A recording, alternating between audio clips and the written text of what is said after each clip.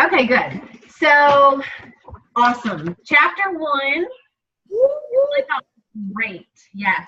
Oh my gosh. I don't know. I've loved every bit of the book. I've listened to it on audio tape like at least 5 times. 5 times. Yeah. Well, you guys get out of here now. Get your plate. Go eat dinner with Daddy.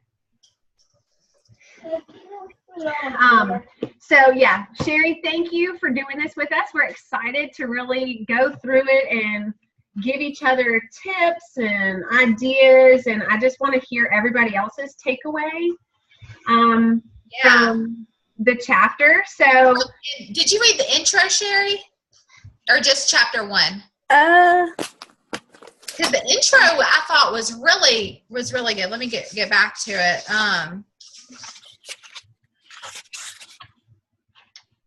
The how to use this book? Yeah. Actually, I skipped that part. You did? Okay. I started at chapter 1. Just tomorrow before you read chapter 2, just go back and oh yeah, I definitely will. I just thought that was, I don't know, just a really good introduction into what the book's about and kind of how she got started on her journey writing this book, and I thought that was really good too, the intro.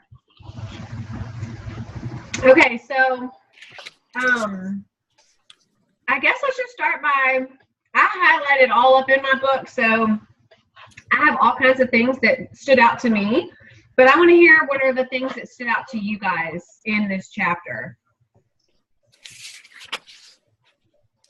Sherry, do you want to start since it's all fresh in your mind and you just read it? I thought it was really cool how she just kind of happened for her, and like she just realized like, oh, this could actually make money and be a business and stress herself out. So it was really interesting actually. And how she was like almost like well into a business before she even realized that it was an actual business. Yeah, exactly. Yeah, her husband had to point it out to her. Yeah. And I think that's interesting too, that she wasn't looking at it as work. She was just looking at it as, hey, I love these oils and I want to get them paid for. And, it's not like she was. And her passion was not even about the oils. It was about helping people get the chemicals out of their house. Yeah. And it was really important because everybody wants that. And so she never had to sell anything. She was just teaching people the dangers of what they were using and giving them a solution. And people, that's what they want. They don't want to feel like they're being sold something, but they do want solutions. And the oils have so many like different benefits to them that it just made it super easy for her to grow, which I loved that.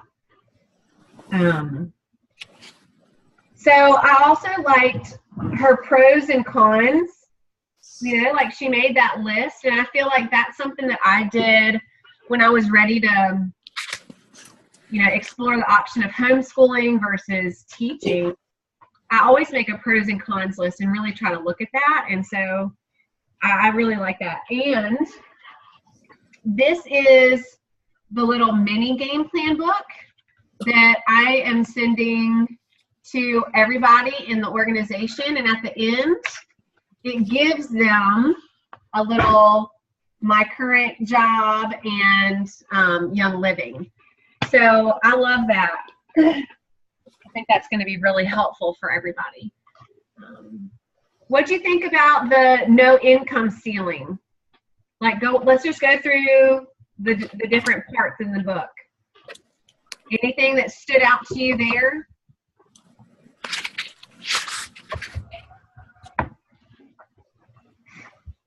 I just looked at the income disclosure on that one. There wasn't anything super profound. It was a short thing. But I still feel like the income disclosure is very powerful. Definitely. I mean, that's a lot of money. She's now diamond, but even at the platinum rank when she wrote this book, that's a lot of money. Yeah. So, and she was doing that. I think too, the interesting thing she got to platinum, it looks like, from what we read in chapter 1, solely by doing classes. Mm-hmm. Consistent classes. I mean, we're talking like in person, like no Facebook posts. I mean, she's talking about in person, a few people come into her class, what, twice a week? She did Fridays and Sundays classes a month, and so she would do a Friday night, Saturday morning class, and then take a week off. Yeah. Friday night, Saturday morning. Right. And yeah, it'll talk later in the book about some other types of classes and things that you can do that have worked for people on her team. But she consistently goes back to in-person classes. Like that is where it's at. Yeah. If you look at the sign-up ratios, I mean, I think back to my classes. Yeah, absolutely. I was having, 50 to 100% people signing up at a class. And Sherry, that's where we met you. I mean, you came to one of Lindsay's first classes. I did, yeah. Classes are huge. Yeah. I think, and she's really pointing that out. That's where her success really started. I mean, she got really far just with classes. Yeah. And teaching her team how to do a class and giving them the script so they didn't feel like they were lost. They could do a class, right after they got their starter kit and just read through it until they felt comfortable. It's so easy that way. Yes. Okay. The timing has never been better. Do y'all agree with that? I do after reading it. Yeah. I find it fascinating because a lot of the things that she said are excuses that I'm making.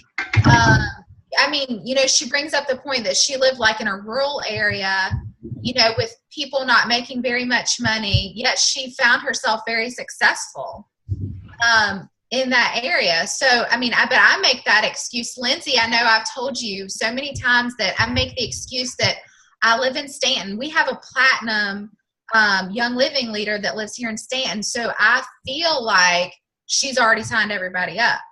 But I know it's not true. After, reading part of Sarah's story, I feel like I shouldn't use that as an excuse anymore. That's not an excuse, and it's not true. I know so many people who aren't into oils yet. Yeah. So I need to stop using that as an excuse. So here are some of the things that stood out to me that I highlighted. Number 1, Young Living continues to grow like crazy year after year. Yeah. It's not like a lot of other businesses that they kind of hit their high point and then everybody else, like I think like 31 or Pampered Chef, so many people have a lot of those products and they're not consumable. So once you have it, like how many purses do you need? How many pots and pans do you need? Right? So there comes a point where once you've tapped into that market, there's really nothing left. But that's not the case with Young Living. Yeah, and I like, really quick, Lindsay, I like on page 6, because I happen to be on that page that you're just talking about. On page 6, I really like the point she said. She said, you have a market that is 100% wide open because literally every person needs oils. Yep. It's not like a pan or lipstick or a book or a skirt. It's about your health. It's about your life and your family's lives. And that's what makes this company the best. And I truly believe that. Mm-hmm. And she talked about people in general just are demanding better products. They want better food. They're more health conscious. We're starting to not just accept everything at face value that it's healthy for us, or that, just because we can buy it at a store that it's going to be good for our family. Mm-hmm. I thought that was really, really good. And then she went into a little bit of the problem with the chemicals that, 80 chemicals applied to your skin before breakfast every single day for the average woman. I mean, that was pretty big. And, when we went to our retreat in January, one of the things that we had talked about was tapping into new markets. But the more I read these things, I really don't think we need to, because women are the people that buy the thing for the house. Mm-hmm. So that's who we've got to stay with. Just stay with the people that are going to be making the decisions for their families. And I think that that's the best thing. So what stood out to you, Sherry, in that section? Let's see.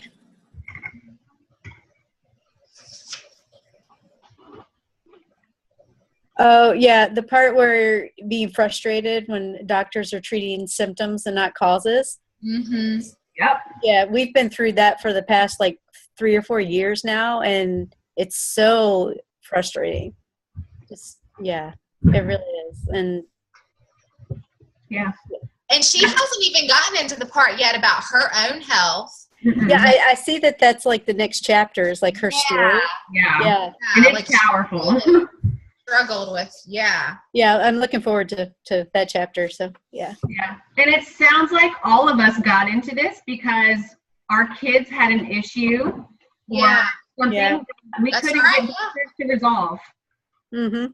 At some point, as a mom, like, you know, you'll do anything for your kids, no matter what it You'll is. try anything. If somebody says, you're like, okay, I'm going to finally try it, you know? Yeah. And so, I mean, it just makes sense. Go for the women and identify with wherever they are, you know, like if you hear them talking about the issues that they're having with their kids, then you can talk to them about how you use oil with your kids and then your story. Or if they're saying, you know, oh my gosh, like every time I clean the bathroom, I can't breathe. I mean, all these chemicals are like, I mean, I feel like I have asthma. Well, then you say, oh, well, there are different options out there, and you can really go so many routes with that. So, Mm-hmm. You're your own boss and set your own hours. What do you think? Sounds pretty awesome. Yeah. Yeah. I agree. And I do think it is important to set hours, though, because I have not set hours. And I feel like that makes my life a little bit more chaotic because I'll be doing something with Young Living and then I'll go do something with the kids and then I'm back and I'm forth and I'm, you know, if I'm homeschooling and I get a text message with a question, then I stop and I answer. And so I really do think for me, I need to set hours for different things and really try to organize my time a little bit better to be fully invested in my kids when it's their time and fully invested in my business when it's that time. Yeah. So I need to work on that too. Yeah. Willable income. I did not know this until this chapter, until I read it. This was, I was telling Matt about this. I was like, did you know that our paycheck could be passed on to you guys if something should happen to me? I did not know that. Yeah, I thought that was pretty cool. I mean, what other, I mean, his paycheck from Dominion would certainly, you know, not come into us. So, yeah. And so the kicker there is you have to be earning $3,000 a month. So that would be in between silver and gold is going to be somewhere in that $3,000 mark. So really after you start hitting silver is when you're looking to start adding that into your will and making sure, I mean, that all the paperwork's submitted. But that's awesome. And you're so right. That just, it doesn't happen in any other kind of business. I don't know if it happens in other network marketing businesses or not because I've never really looked into that. But I just think that's a really cool fact for Young Living. Yeah, and that's huge. I mean, and so could it keep going generations? Yes, she talks about that. It's generational income. Yeah. So like, you know, like our kids get it, and then like their kids, grandkids, yeah. So it's, I mean, the way that it would work, it would have to be done through the will. So whoever the beneficiary is, once it's theirs, and they would set the next beneficiary, and on and on and on down the generations. I mean, that's huge. Yeah. That's huge. Yeah. I mean, think if we got in 20 years ago, you know, what would our kids' income be at this point? I mean, and this is that was at the very beginning stages. This is at the growth stage when we're really reaching out and people are receptive and people have already heard of essential oils. So you don't have to do you don't have to be the crazy person. Like they already It's not so much. Yeah. It's becoming more mainstream. Yeah. It's like, oh yeah. Okay. People are more interested. Yeah. Even since when I first got started 3 years ago, people are more accepting now. You know, I think now the thing, it's like a lot of people are already into oils, but they don't understand the difference. Like they're getting them at Whole Foods or Bed Bath & Beyond, you know, and it's like, you got to explain to them like, okay, this is the difference. This is why Young Living costs more, you know? So it's that kind of thing now that I see with me and my friends. Yeah. You know, it's having to get through that, but I agree. Taking time off and still getting paid, that's pretty sweet. Obviously awesome. Yeah. But I appreciated the fact that she talked about, you know, she was getting paid because of the people working under her. Mm-hmm. But just like any other job, when you take time off for a family issue or after you've had a child or something like that, you still have to go back to work after that crisis or that time period goes over. So it's not like you just do it once and then never do anything else again. Stop. Yeah. It's not, because that would be a disservice to your members, but it would also be unfair to your team that you're trying to teach. But that is a huge benefit of, you know, if you've got something going on in your life and you can't go to work, if you take some time for yourself, you can do that. I know Johanne Thomas. I love following her. I'm friends with her on Facebook. She does YouTube videos. I think she's Diamond. She may be Crown Diamond. But anyway, she is great. But she talks about how she started a Young Living business back years ago. And she had a baby. And there was complications. And she had to take off.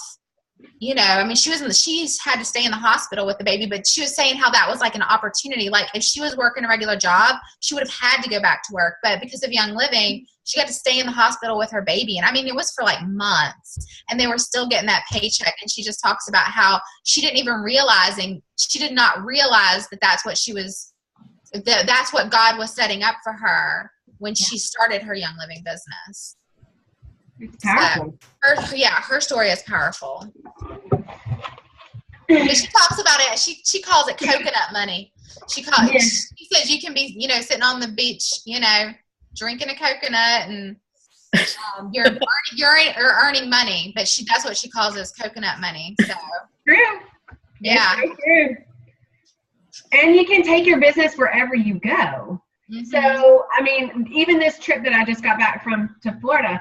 I stopped at Starbucks and I set my purse on the counter to get my wallet out. With your oils in it. With my oils showcased right up on the front. And the lady was like, what is that? And I was like, oh, these are essential oils. And it started a conversation. And Sherry, I don't know if we haven't talked about this, but you can burn audio CDs of her class. Uh-huh. So I gave the girl a CD with all my contact information. I said, here, look, you need to go learn about essential oils. I'm not going to hold you up at your job, but this is serious stuff. And so I probably passed out over the weekend 6 different CDs to just random people that were either, you know, serving me or somebody I walked past in the hotel that was asking if I'm selling nail polish. I gave it to the lady at the grocery store today. That is a friend of ours I haven't seen in a really long time. And she asked if I'm still teaching, and I told her no. And so that led to another conversation. But she asked if you sold tea tree? What? No, she asked if I was still teaching. Oh. I taught with her son. Oh, okay. So, yeah. And then that opened up a conversation. It led to a conversation. And I don't know, I just like having the CDs there because then I can give them something to go home with. Yeah. They're not going to throw a CD away as likely as they are, you know. I think you're right. Yeah. And even if they don't listen to it right away, if it gets, you know, stuck under their seat when they clean their car out 6 months from now, they're going to be like, oh, darn, I forgot about that. versus just throwing paper in a trash. They're going to get bored in their car on a 10-hour trip one day, and they'll decide to listen to it. Yeah. Be like, whoa, where have these oils been all my life? And then relationships being a surprise benefit, which is so true for me. Definitely true for me. I mean, I'm an outgoing person anyway, so I talk to people all the time. That's not an issue. But there are people that I have met through Young Living that I'm very close with now that I never would have known otherwise. I mean, I think about the time that we've spent with Monique and Natalie and like the highest ranked people in our organization that we get to just kind of talk to and get to know. And I think that that's really cool because they are just normal people. Yeah. Done the same thing that we're doing consistently.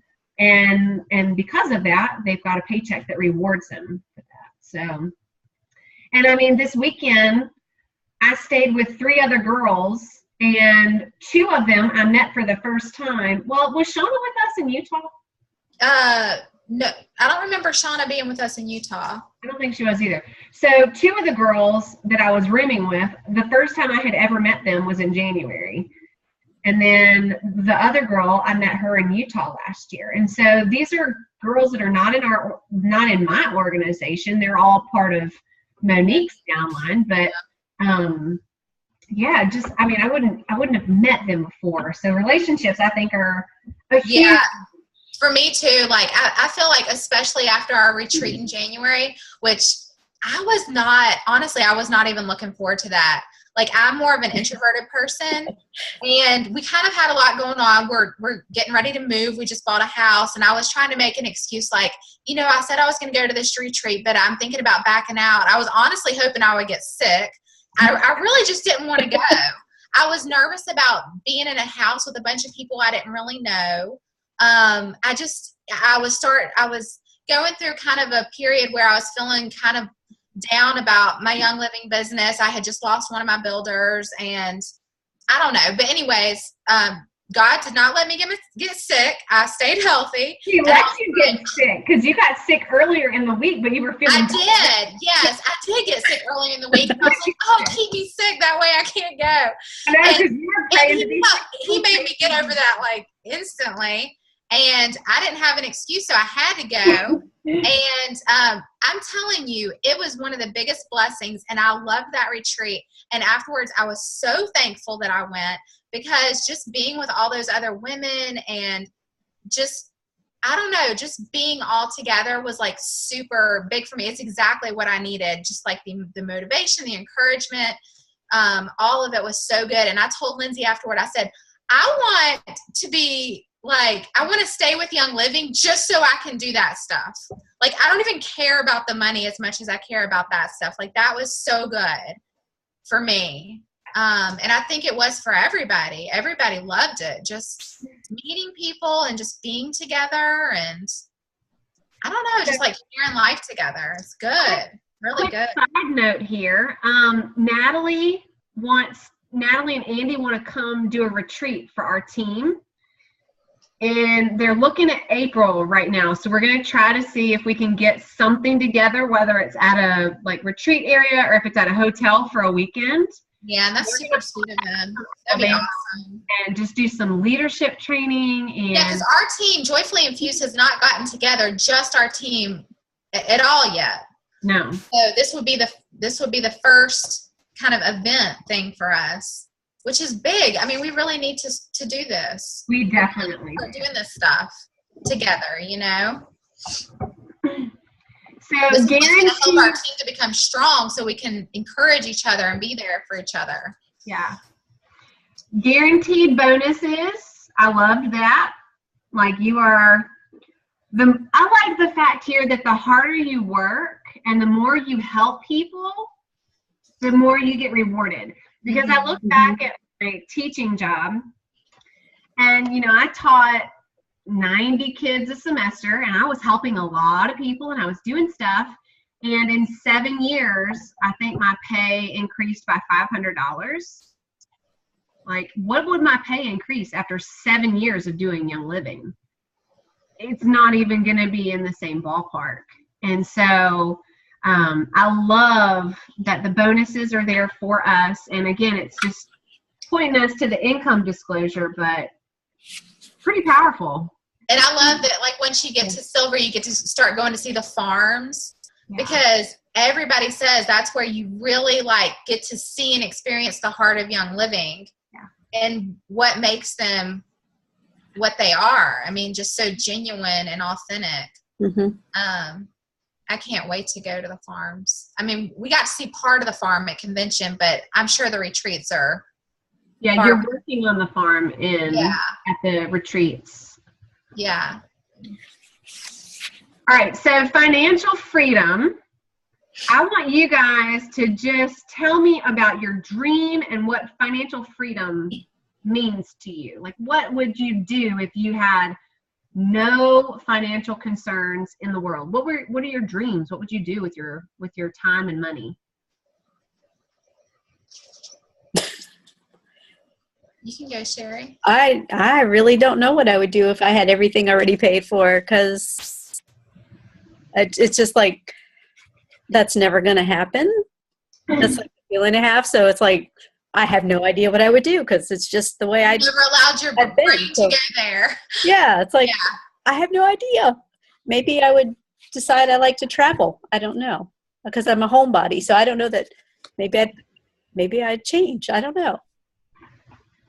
I just think about the ways that I could bless people with that kind of money. The ways that Monique has blessed us. I mean, she's paying for a trip, a week-long trip for each of us, or for anybody in the dream team. And that's her way of blessing and encouraging us, is that, you know, I would love to have the kind of money where I could be like, hey guys, who wants to go on a week-long trip to Hawaii? Who wants to go on a week-long cruise? You know, and just really be there to motivate. But I want to send people on mission trips. I want to start a private Christian school in Louisa. You know, there are a lot of things that I feel like I could do with that money that would be huge for people. That, you know, right now I bless people with my time, but I don't have a lot of extra money to do things for people. But if I could take that burden off of somebody, I think that would just be amazing. We have like 4 couples in our community group that all want to adopt. And they're all, I mean, 2 couples in particular, I mean, they are, I mean, just doing every single thing that they can to earn a little extra money, you know, making shirts and selling them. She makes little cute signs. And I mean, because it's expensive. It's so expensive, like $15,000, $20,000. I mean, like, how awesome would that be just to write a check and say, here's your baby. Yeah. I mean, that would be huge. I mean, there's so much you could do if you had all of your needs met and everything that you need paid for. Gosh. Yeah, and she points that out too. Like, you can't free others when you're in bondage. We can't serve when we can't. And so young living is our way out, is our ability to, is our avenue of helping people. And they talked about that this weekend at the convention. They said how, you know, Young Living is just a vehicle for you to pursue other passions. It's going to give you the resources to do other things with, you know, your money, and how money can be used. They said that money exaggerates who you are. So if you're a good person, then that money is going to allow you to be an even better person, to bless lots of people. But if you are just a crummy kind of person that's grumpy and selfish, then money is going to make you 10 times more greedy and selfish and just ugly to people. So it's not that the money's the problem. It's just that money is exaggerating who you are. And so I feel like if you have a good heart, then that money, it's not going to taint your heart. It's going to overflow and let you bless other people. So I love. And I feel like Young Living really attracts those type of people. The people that I, am friends with on Facebook that are the upper ranks, that means they're all doing awesome stuff with their money, and they're not living like lavishly. Some of them, but really, even Sarah, I look at her, I'm like, wow, like she's diamond. She would never notice that. No, like, she's living in a 1,300 square foot house, like with 5 kids. Oh my gosh, that drives me insane thinking about it. But she did not go out and buy herself a big mansion when she's still living in her humble home, and just really, I think that's such a great example. And she's giving us a ton of free resources to use, and we're not on her team or anything. Mm-mm. So yeah, really, really, really good. All right, I'm trying to hit the highlights here because we got our. How much longer do we have? Oh, 6 minutes. Okay. Something like that, yeah. So under the "it's time to start," she said, "This is doable. You just have to understand the strategy of how to pull it off," which is how this book is about. You'll find tips on how to fill classes, how to do this if you're shy, how to find new friend circles, how to do follow-up, how to raise new leaders. And all of this is in one place. And she just, really highlighted at the end that you are the only one with the power to alter your outcome. And that stood out to me because so many times I have said, gosh, I feel like I'm the only one doing anything. I feel like I'm the only one that's having classes, and, I'm not growing because yada, yada. But that's not true. Like, I'm the one that has to do, and I'm the only one that has the power to change my outcome. So if I need, one of my downlines to do more, then I need to go to them and say, how can I help you? And so that's the thing that I love the most about this business model, is that it's all about you are rewarded when you help more people, whether it's helping people that haven't experienced oils yet, or if it's helping the people that are already on your team, helping them find more success so that they're getting blessed with a higher paycheck. And then ultimately you get blessed because you're helping more people. So I just think that's a really good business model overall. And that stood out to me because I have made plenty of excuses over the last year as to, I was hoping to be at silver by summer last year. And here we are, 8 months later, and I'm not there. And so I made a lot of excuses between now and then. And it's not fair to anybody that I make excuses. So I need to just get on it. Yeah. I like the quote right here. It just says, "A young living business is a mathematical certainty because the oils work. And the only thing that is uncertain is your commitment and dedication to see it through." The neat thing is that you are the one who controls commitment. You control your ability to dig out. So share the oils with people. I just, it's just motivation just not to quit like that. That's the only way you're going to fail at this thing is if you give up.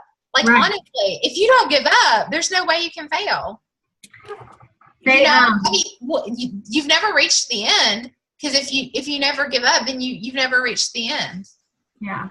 They talked about that this weekend, how, even if it takes you 10 years to get to platinum, you're still 3 ranks away from the end. So you're kind of middle of the road. If it takes you 3 years to get there, but look at what you're making. $14,710. Would you $176,000 a year? Yeah. Would you work for 7 years to get to that? Yeah. And I believe you could get even farther than that. Well, you said you worked did 7 years and got a $500 pay raise. Yeah. So, yeah. So that's what I'm saying. If you just stick to it and you're steady. Yeah. They say that over and over and over and over again in this book. It's consistency. Be consistent. Yeah. Be consistent. Consistent in the tasks that you do. Consistent in holding classes, whatever it is, how you're following up with people. Just make that part of your daily routines and your habits, and that consistency is going to pay off. And consistently using your products, trying new products, just being a product of the product. Mm-hmm. I mean, it's just naturally going to come up in conversation. Yeah.